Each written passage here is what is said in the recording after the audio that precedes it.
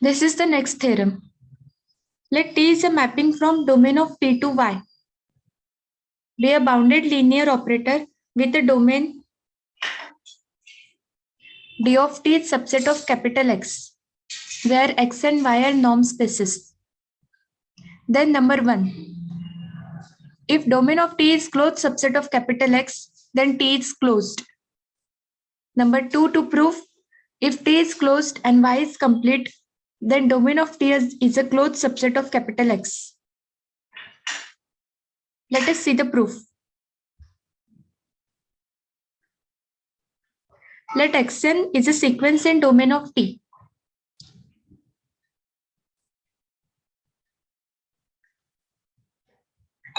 First write, let T is a mapping from domain of T to Y be a bounded linear operator with domain of T subset of X, where X and Y are norm spaces.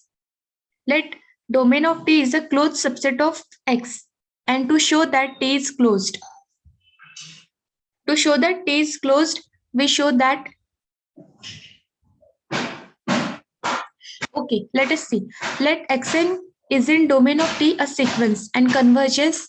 Xn converges to X such that sequence T of Xn also converges.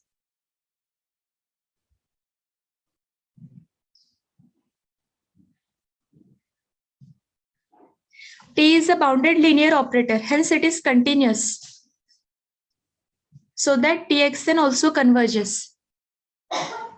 X belongs to domain of T, closure of domain of T. Xn converges to X, hence limit of sequence Xn belongs to closure of domain of T. But domain of T is closed, we have given, so that limit X belongs to domain of T. Therefore, domain of T is closed.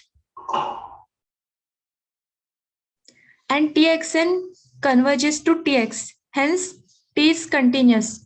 By previous theorem, T is closed. The previous theorem that we have learned yesterday.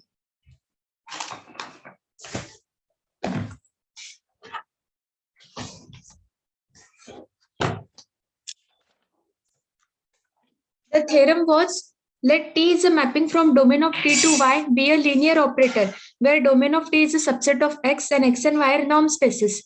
Then T is closed if and only if it has the following property. If T is closed if and only if it has the following property. If Xn converges to X, if Xn converges to X, where Xn belongs to domain of T and Txn converges to Y, then X belongs to domain of T and Tx is equal to Y. This was the previous theorem that we have learned yesterday. And so that we have given Txn converges to Tx because T is bounded and hence continuous. T is continuous, so that Xn converges to X implies Txn converges to Tx. Hence, by theorem, Tx is equal to Y.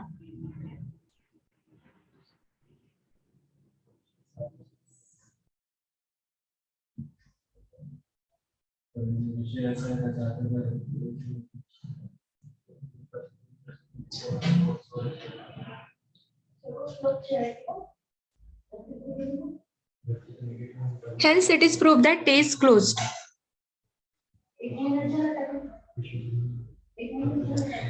Part B. We know that domain of T is subset of closure of domain of T.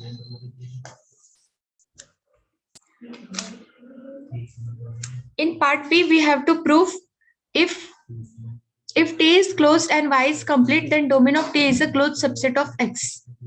So let T is closed and Y is complete. To show that domain of T is a closed subset of X. We know that domain of T is subset of closure of domain of T. For X belongs to closure of domain of T, there is a sequence Xn in domain of T such that Xn converges to X. This is by definition of closed set or definition of closure. we have for any element belongs to closure of any set, then there exists a sequence belong to that set such that it converges to element in closure of that set. If X belongs to closure of domain of T, then there exists a sequence in domain of T such that Xn converges to X. This is by definition of closed set.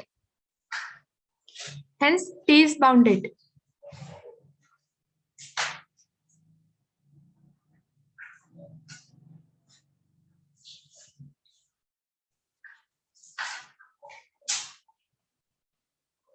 Norm of Txn minus Tm. We have a theorem.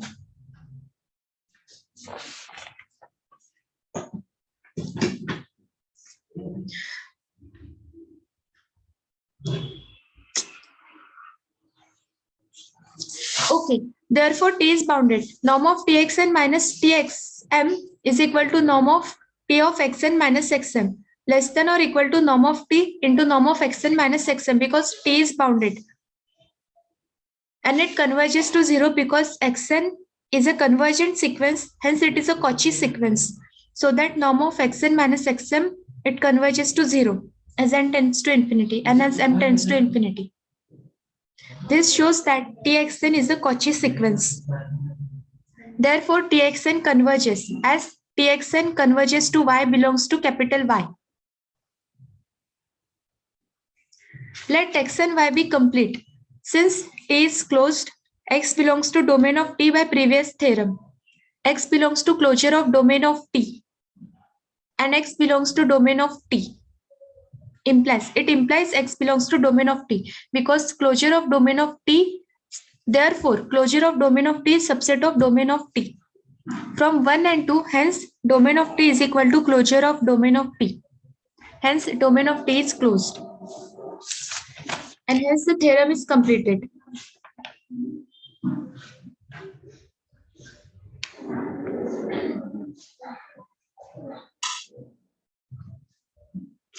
Next part is reflexive spaces. There is first definition. A norm space X is said to be reflexive if range of mapping C, that is range of C is equal to X double dash, where C is a mapping from X to X double dash. It's called canonical mapping, defined by Cx is equal to C of X is equal to Gx. All of X belongs to capital X. A norm space X is said to be reflexive if range of mapping C, that is range of C is equal to X double dash, where C is a mapping from X to X double dash. It's called canonical mapping. Let us see the definition of canonical mapping. For any element X belongs to capital X, we define Cx is equal to Gx, where Gx of f is equal to f of x. For all of f belongs to X dash. X dash is dual space of X. It contains all bounded linear functionals on X. And Gx belongs to X double dash. Here it is Gx. For any X, Gx belongs to X double dash. That is, X double dash is a dual space of X dash. It contains bounded linear functionals on X dash. So that Gx of f is equal to f of x. In this way, we define Gx and C also. C is a linear operator. This can be proved easily. And this C defined in such way is called as canonical mapping. This mapping is called as canonical mapping. C is a canonical map. It is a map from X to X double dash. Now let us see a lemma. For a fixed, the lemma states that for a fixed X in a norm space capital X, Prove that the functional gx is a mapping from x dash to k. That is, gx from x dash to k is defined by gx of f is equal to f of x. All of f belongs to x dash. This is by definition. So that gx belongs to x double dash. It is x double dash. To show that it has a norm of gx is equal to norm of x.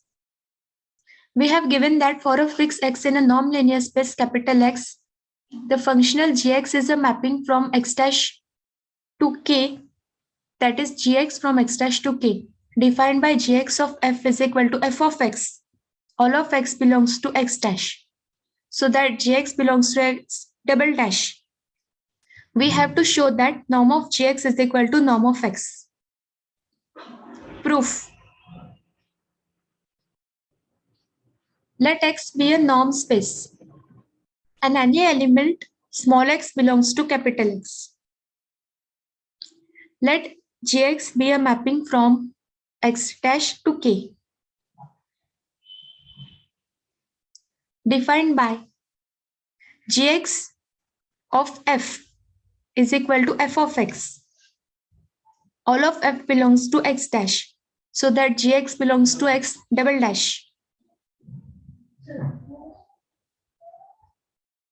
For any f comma g belongs to x dash and alpha comma beta belongs to k. First we prove that g is linear, gx is linear.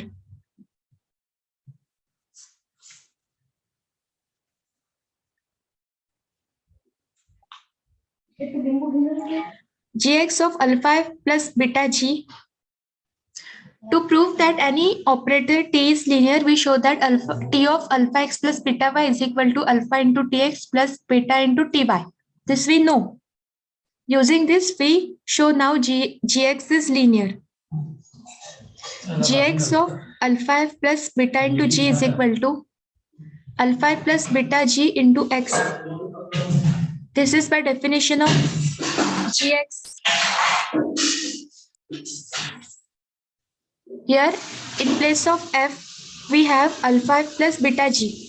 So that as gx of f is equal to f of x, so that gx of alpha f plus beta g is equal to alpha f plus beta g in of x is equal to alpha into f of x plus beta into g of x. For any two functions f and g, we have f plus g of x is equal to f of x plus g of x. This we know. So that is equal to alpha into f of x plus beta into g of x is equal to alpha into gx of f plus beta into gx of g. This is by definition of g again. Gx of f is equal to f of x. So f of x is equal to gx of f and g of x is equal to gx of g. This implies gx is a linear. Now we show that gx is bounded. Mod of gx of f is equal to mod of f of x. By definition of g again. This is less than or equal to norm of f into norm of x. Hello, am I audible? Yes, ma'am. Yes, ma'am. Okay. Yes, ma'am. Okay. Yes, ma'am. Okay. Less than or equal to norm of f into norm of x.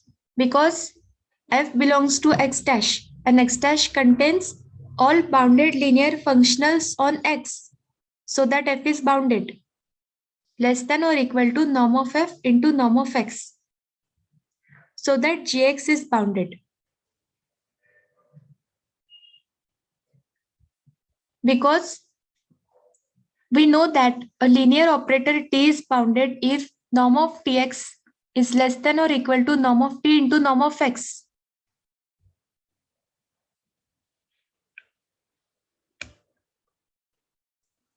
So that mod of gx of f is equal to mod of f of x. Gx is a functional, so we take here mod.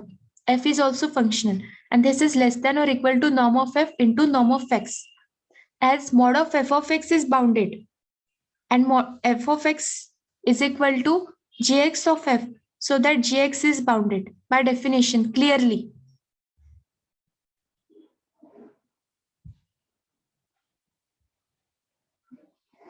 Thus, gx is a bounded linear functional. Hence, gx belongs to x double dash.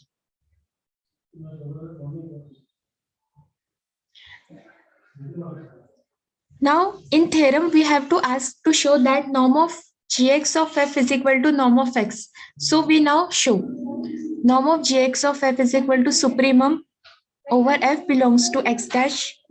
F is not equal to 0. This is by definition of norm of a linear operator. We have learned this in previous chapter. Supremum of now mod of gx of f upon norm of f. This is by definition of linear bounded linear operator. Norm of bounded linear operator. By definition of norm of bounded linear operator is equal to supremum over f belongs to x dash. F is not equal to 0 of mod of f of x upon norm of f is equal to supremum over f belongs to x dash. F is not equal to 0. Norm of f into norm of x upon norm of f.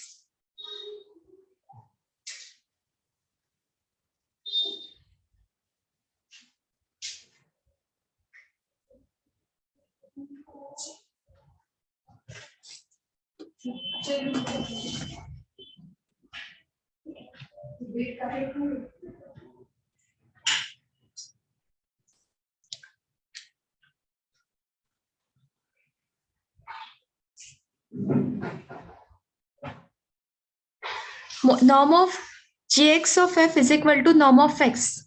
Norm of f get cancelled. So that norm of gx is equal to norm of x. Because f was arbitrary, f was any element. So that for every f, this is true, that norm of gx of f is equal to norm of x. So that norm of gx is equal to norm of x, hence proved.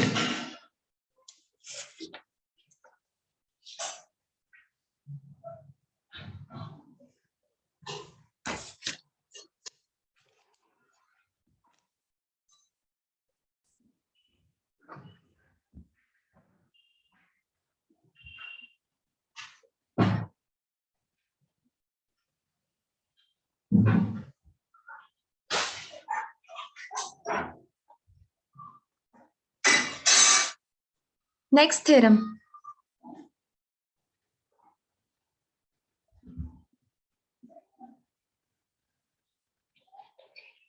इथपर्यंत clear आहे का सगळ्यांना? Any difficulty या दोन theorems मध्ये? काही problem असेल तर चॅट बॉक्स मध्ये टाका. If any problem I will repeat.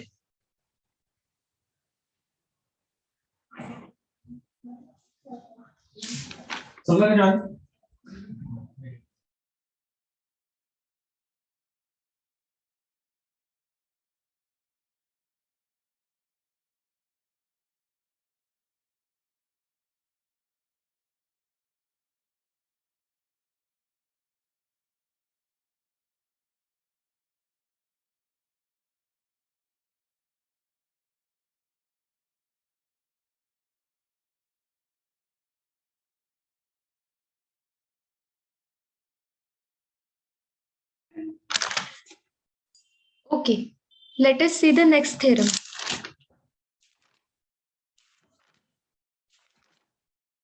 Next, this is a lemma. The canonical mapping C. You have to learn the definition of C as well as G. When you learn it, you can easily understand the theorems. The canonical mapping C from X to X double dash given by Cx is equal to Gx. All of X belongs to X.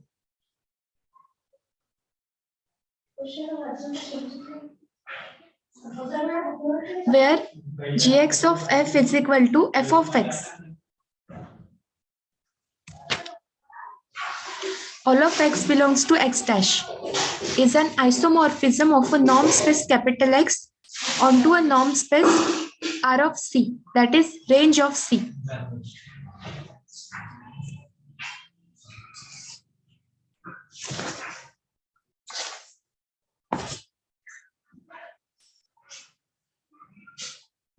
Proof. Let X be a norm space and C from X to X double dash be the canonical mapping given by C of X is equal to Gx. All of X belongs to capital X, where Gx of F is equal to F of X. All of X F belongs to X dash. For any X comma Y belongs to capital X, alpha comma beta belongs to capital K, we have C of alpha X plus beta Y is equal to G to the lower suffix alpha X plus beta Y. Alpha X plus beta Y, this is an element in capital X. Domain of C is capital X. Here we have given C from X to X double dash. An image of element alpha X plus beta Y under C is G to the lower suffix alpha X plus beta Y. G belongs to X double dash because codomain of C is X double dash. G of alpha X plus beta Y, by definition we know that it is nothing but F of alpha X plus beta Y. G is a functional, so that its image lies in a scalar field. G of alpha X plus beta Y is equal to beta Y of F. Domain of G is X dash. So that for any element F in X dash, we have G alpha X plus beta Y of F is equal to F of alpha X plus beta Y. And F of alpha X plus beta Y lies in scalar field K. So that G is a functional from X dash to K. We give this equation number 1. C of alpha X plus beta Y is equal to G to the lower suffix alpha X plus beta Y. For any F belongs to X dash, for any element F belongs to X dash, we have G to the lower suffix alpha X plus beta Y of F is equal to F of alpha X plus beta Y is equal to alpha into F of X plus beta into F of Y. This is because F is linear. F is an element in X dash which contains bounded linear functionals on X is equal to alpha into Gx of F plus beta into Gy of F. This is by definition of G. Gx of F is equal to F of X. Gy of F is equal to F of Y. By definition of G. You have to learn that definitions. Is equal to alpha Gx plus beta Gy of F. We know that for any two functions f and g, f plus g of f of x is equal to f of x plus g of x. F of x plus g of x is equal to f plus g of x for any two functions f and g. Similarly here, there are two functions gx and gy. An element is f. So alpha gx of f plus beta gx of gy of f is equal to alpha into gx plus beta into gy of f. So that f was any element, so that we can say that g to the lower suffix alpha x plus beta y is equal to alpha gx plus beta gy. Therefore, c of alpha x plus beta y is equal to alpha cx plus beta cy. This is from 1 by definition. In 1, we have written c of alpha x plus beta y is equal to g to the lower suffix alpha x plus beta y. So that here c of alpha x plus beta y is equal to alpha cx plus beta cy. This implies c is linear. Hence, we prove that C is linear. Now, we have a lemma. Previously that we have proved. For every fixed x, in a norm space capital X, the functional gx from x dash to k defined by gx of f is equal to f of x.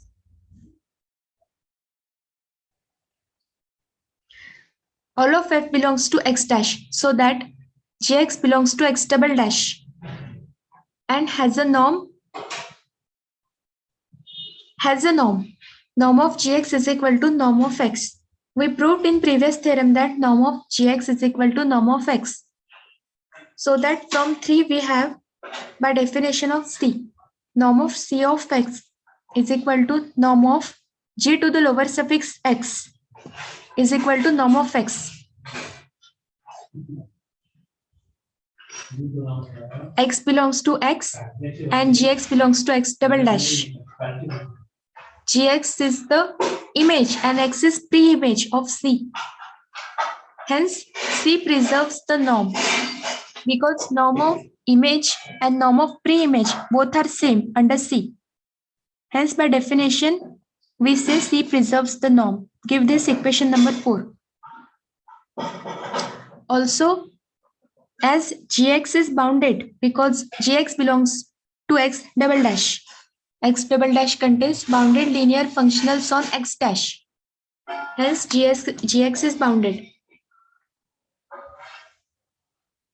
Hence, norm of Gx is less than infinity. So that norm of Cx is equal to norm of Gx less than infinity. All of x belongs to capital X. By definition of C, as x was any element, so for every x, this is true for all of x belongs to capital X. Hence, we say that C is bounded.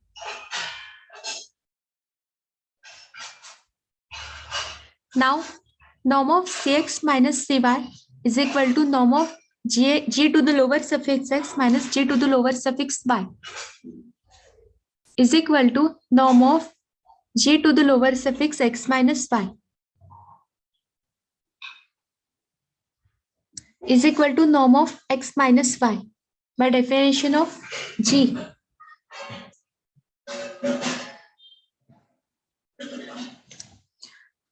Also, G is linear. So that Gx minus Gy is equal to Gx minus y.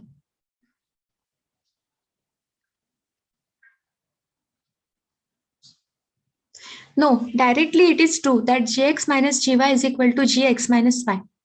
By definition of G, you can see the images under these two steps.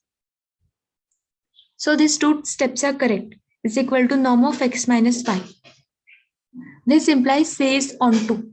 We gave this equation number 6. Now to show that C is 1, 1. To show that C is 1, 1, we show that in general x is equal to y. This implies f of x is equal to f of y. We take contrapositive. X is not equal to y. This implies f of x is not equal to f of y. This we show. For x is not equal to y in capital X. Therefore, norm of x minus y greater than 0 because x minus y is not equal to 0. X is not equal to y. Then norm of Cx minus Cy greater than 0. Cx minus Cy is greater than 0. Hence, Cx is not equal to Cy. Implies C is 1, 1. Thus, C from X to range of C.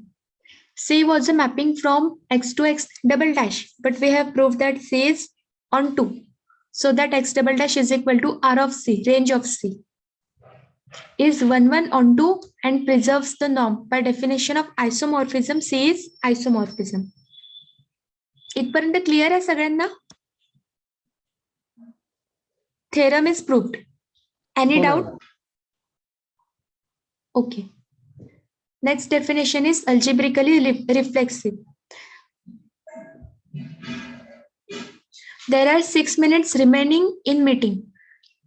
So that meeting can stop after 6 minutes. algebraically reflexive.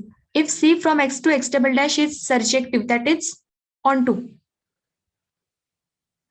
So that R of C is equal to X double dash.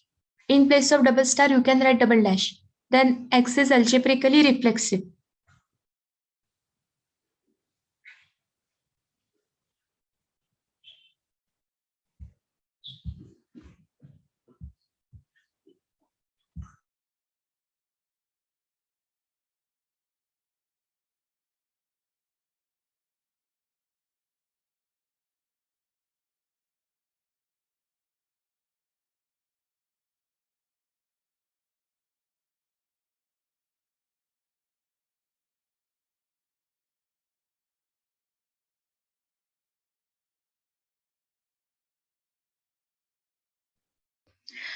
As I have said this meeting as a recurring meeting, if you can try to rejoin the meeting after the time is completed. 5 मिनिटांनी meeting stop होईल, त्याच्यानंतर 1 minute तुम्ही try करा double join करता येईल तर.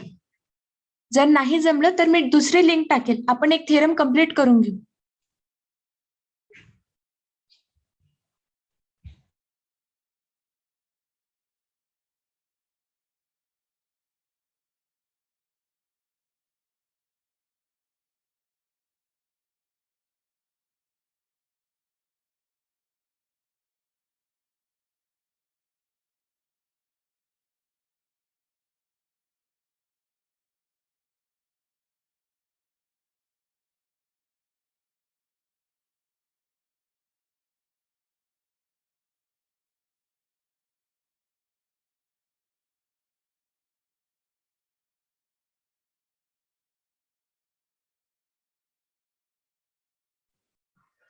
This is the next theorem.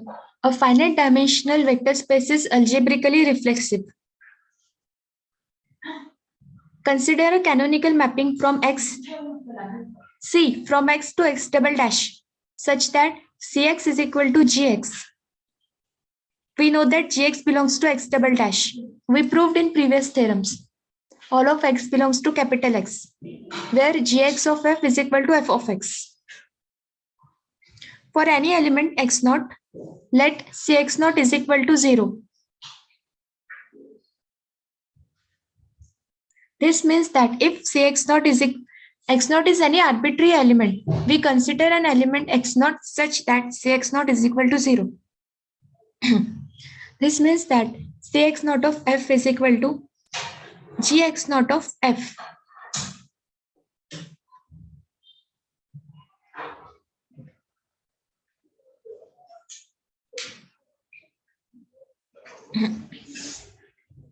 Is equal to F of X naught is equal to 0.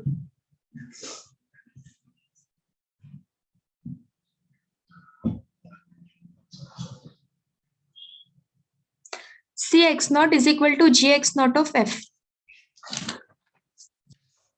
For any element F. Here don't write F on left hand side. Cx naught is equal to Gx naught of F is equal to F of X naught is equal to 0 because Cx naught is equal to 0. Hence, F of S naught is equal to 0. Let X be a finite dimensional vector space. If X naught belongs to capital X has the property that F of X naught is equal to 0, all of X belongs to X dash. Then X naught is equal to 0. Using this lemma, we have X naught is equal to 0. Also, we know that T from domain of T to Y be a linear operator with domain D of T subset of capital X and range of T subset of capital Y. Then, number 1, inverse of T exists if and only if Tx is equal to 0 implies X is equal to 0. This means that kernel of T contains only 0. 0 in domain of T. We learned this in previous standards.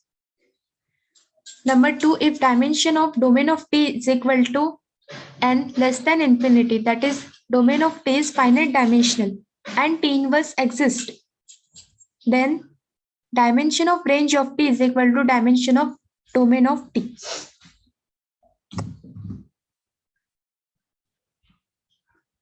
By using above theorem, it follows that the mapping C has an inverse because we proved that kernel contains 0 element. C inverse from range of C to X, where R of C is range of C, and we have dimension of range of C is equal to dimension of X. Number 1. Dimension of X is equal to dimension of X dash is equal to dimension of X double dash. Because range of C lies in X double dash. Hence, R of C is equal to X double dash. Hence, range of C is equal to X double dash. Because range of C is a vector space and proper subspace if proper subspace of X double dash implies dimension of R of C is less than dimension of X double dash. This was a theorem, dimension of subspace is less than or equal to dimension of that space. By definition of algebraic reflexivity, X is algebraic reflexive, hence proved.